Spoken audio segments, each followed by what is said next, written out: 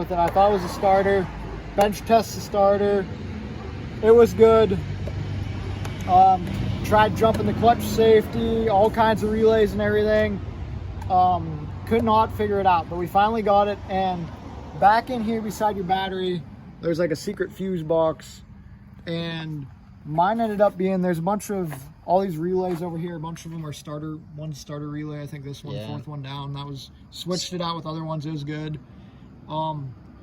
Still did the same thing. Ended up being this little 10 amp fuse right here up top. And that is number 10 amp fuse, AT, whatever that means. I don't know if it's for automatic transmission control